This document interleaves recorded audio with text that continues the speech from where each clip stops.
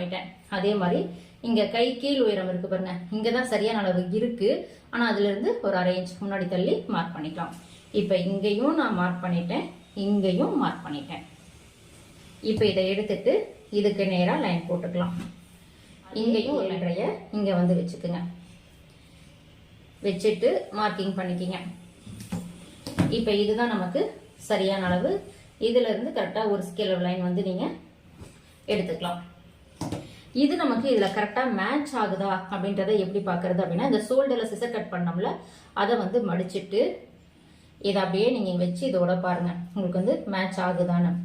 இதுல வந்து பாத்தீங்கன்னா கரெக்டா மேட்ச் ஆகுது. அந்த சிசர் கட் இருக்குல்ல, அது பாருங்க கரெக்டா போய், எனக்கு சிசர் கட் எங்க இருக்கு அப்படின்னா இந்த இடத்துல இருக்கு. இந்த சிசர் கட்டும் இதுவும் வந்து பாத்தீங்கன்னா எனக்கு கரெக்டா மேட்ச் ஆயிருக்கு.